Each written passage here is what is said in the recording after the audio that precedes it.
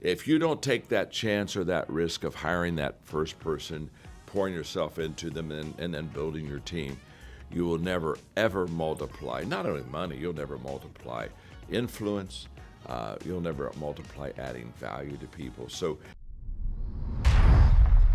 you know, when you look at the national stats with 31.5 million small to mid-sized businesses in the United States, and that's just the United States, and 25 million of those businesses have a single operator, totally. the founder.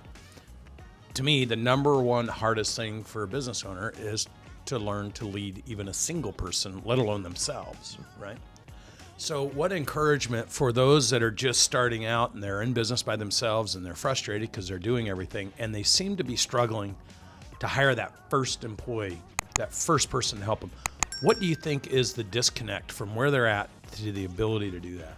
Well, you know, we trust what we can do and we're secure in what we can do. And so when a person says, well, I'd rather do it myself, what they're really saying is, I'm not making a lot of money and I'm not really doing a big business, but what I do works.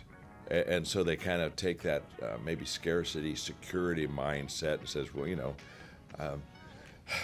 maybe I can make $100,000 this year and kind of hold everything together. And what they don't realize is that it's true. I mean, any person can do some things that will bring a return. But if you're going to compound, you have to include others. You have to bring them on the team.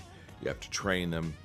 You have to enable them and empower them. It's where the magic begins. So what I tell people all the time is, you have to take the risk. And by the way, you're listening to a person that my first hire was a disaster. Okay? Yeah. And I was naive. I thought, oh, we'll do this business together all our life, just you and me. I just was so naive. And within 2.5 years, he was gone. And it didn't work. And I felt hurt and a little betrayed. And I made a bad decision then. I made another bad decision. I made a bad hire, but then I made a bad decision. I thought, well, I'm not going to let these people I hire get close to me because it kind of hurts. And so I'm going to keep them at a distance. And you do your job, I'll do my job. We'll meet at the Christmas party, that kind of thing. And so I kind of kept that mindset for a while. It didn't work either. And because what happens, here's what I discovered. If you don't let people close to you, the good news is they won't hurt you. But the bad news is they won't help you. And so I made a very conscious decision as a very young business owner that I'd let them close to me. I would value them and I would do everything I could to make it happen well for me. And there are a lot more wins than losses, but I've been hurt and continue to this day. That's part of leadership. That's part of business.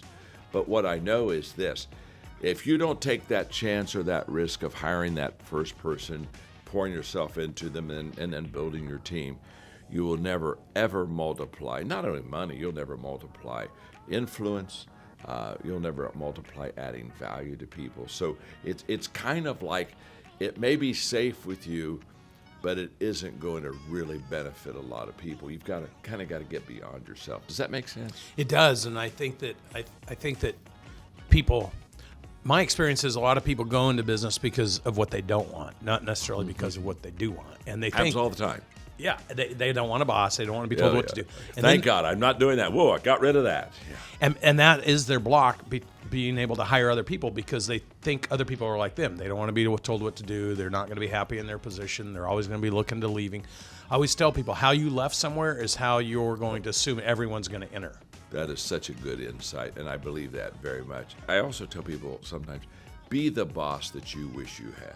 Yeah. And so we'll do a little exercise.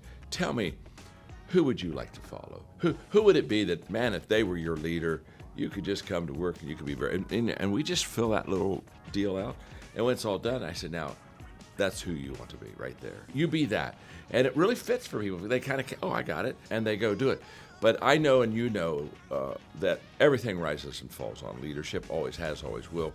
And so the better we learn how to lead, and that's what I've given my life to, obviously, teaching people how to lead, but the better we learn to lead, the better we do for people. And that's why I'm in this leadership game. Leadership makes a difference.